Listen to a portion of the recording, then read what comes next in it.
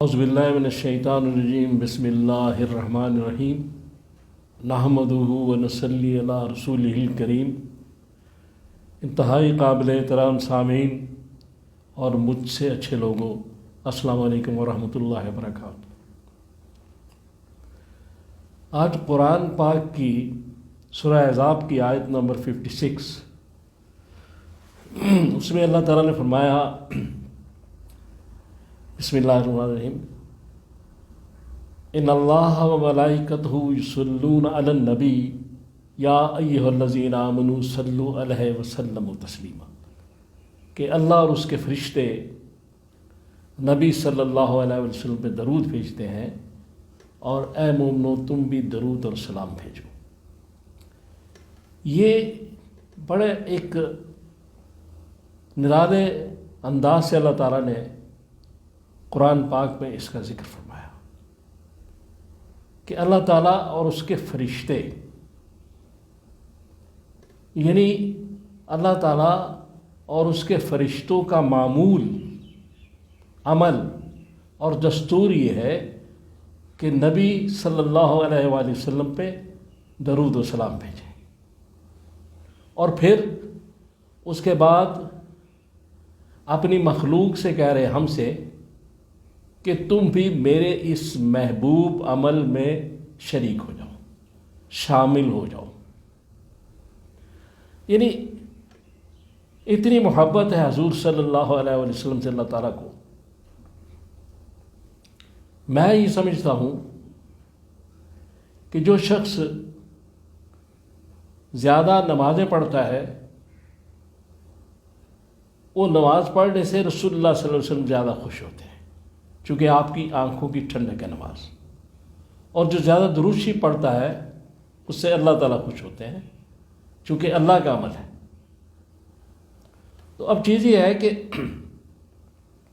یعنی عجیب بات ہے کہ نبی صلی اللہ علیہ وسلم کی تعریف حمد و ثنا سے اللہ خوش ہوتے ہیں، اور اللہ کی تعریف اور حمد و ثنا سے حضور خوش ہوتے ہیں۔ یہ آپس میں معاملہ ہے۔ تو اب گزارش یہ ہے کہ اللہ تبارک تعالیٰ اور فرشتے جب درود بھیج رہے ہیں تو پھر ہمیں کیوں حکم دیا جا رہا ہے؟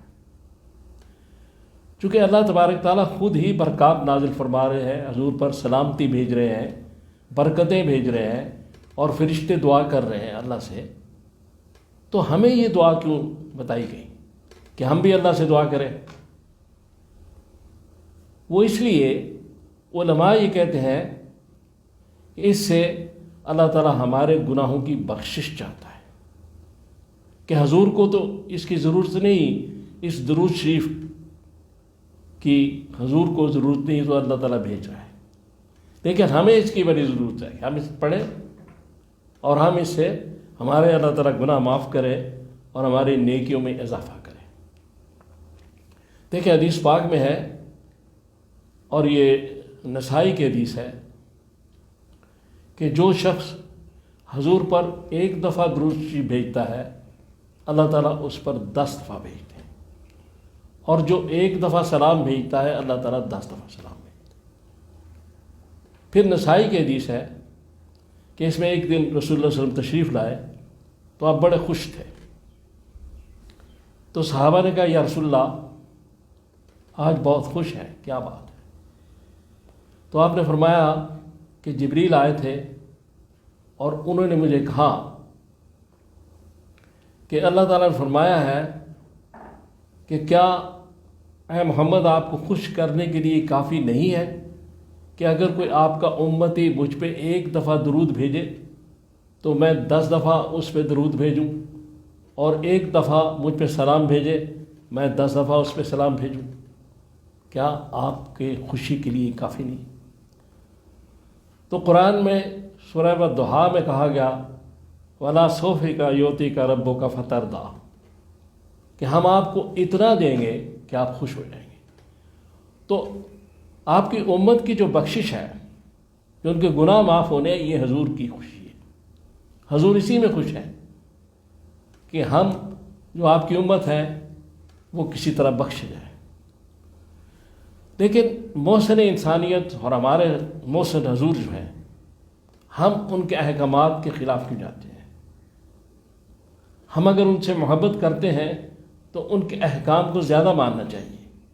جب وہ ہم سے اتنی محبت رکھتے ہیں اور ہماری بہتری چاہتے ہیں تو ہمیں ان کی بات ماننی چاہیے، اور جو وہ دیں ہمیں لے لینا چاہیے، جسے منع کریں چھوڑ دینا چاہیے۔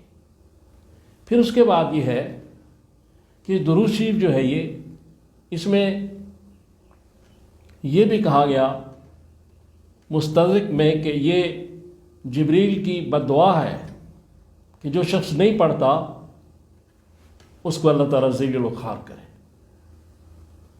اور پھر اس کے بعد جو شخص حضور پہ درود نہیں بھیجتا، یہ ترمذی میں ہے کہ وہ خسارے میں رہتا ہے، نقصان میں رہتا ہے۔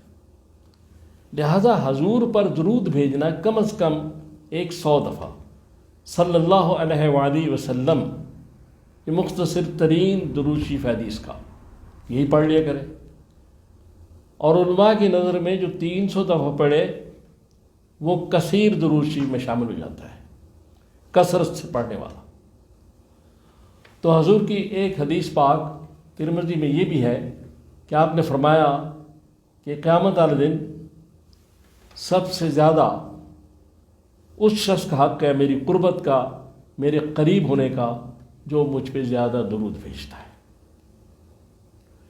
اس کے بعد یہ پھر درود شریف جو پڑھنا ہے، اس سے ہماری روحانی اور جسمانی بیماریاں بھی دور ہوتی ہیں۔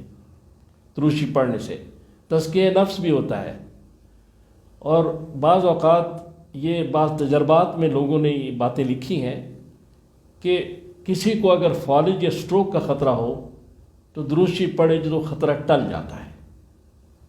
اسی طرح اور بھی بے شمار شفا ملتی ہے اس سے، درود شریف پڑھنے سے خیالات پاک ہوتے ہیں، ذہن پاک ہوتا ہے، روح پاک ہوتی ہے۔ نبی پاک کا ذکر نبی پاک کے لیے، اور پھر یہ واحد دعا ہے جو اللہ تعالیٰ رد نہیں فرماتے، یعنی ایسی دعا جو نبی پاک کے لیے۔ تو اس لیے ہمیں کوشش کرنی چاہیے کہ ہم زیادہ سے زیادہ درود شریف پڑھیں اور اس کی برکات سے فائدہ اٹھائیں، چونکہ یہ تو سمجھیں اگر ایک دفعہ پڑھا تو اتنی برکتیں، اور 100 دفعہ پڑھا تو پھر اس کو آپ ملٹی پلائی کر لیں، پھر اس جتنا بھی پڑھیں گے۔ اور پھر اس میں پابندی کوئی نہیں، بغیر وضو کے پڑھ سکتے ہیں، لیٹے پڑھ سکتے ہیں، چلتے پڑھ سکتے ہیں، بیٹھے ہوئے پڑھ سکتے ہیں، کھڑے ہو کے پڑھ سکتے ہیں، کوئی پابندی نہیں۔ نماز کے لیے تو پابندی ہے کہ وضو کیا جائے، اس میں پابندی بھی کوئی نہیں، لیکن باب وضو پڑھنا چاہیے، بہتر یہی ہے۔ لیکن اگر ویسے آدمی پڑھنا چاہے تو اس کی بھی اجازت ہے، اس کا بھی فائدہ ہوگا۔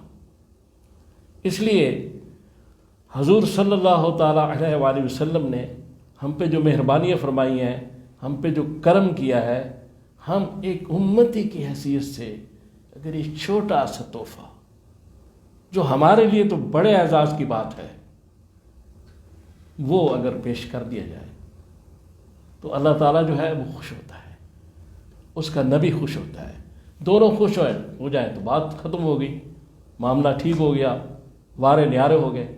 تو اللہ تعالیٰ سے دعا کرے اللہ تعالیٰ مجھے اور آپ کو توفیق دے کہ میں نے جو باتیں کی ہیں ہم ان پہ عمل کر سکیں۔ صلی اللہ تعالیٰ علی خیر خلقہ محمد وآلہ وصحبہ اجمعین برحمتک یا رب۔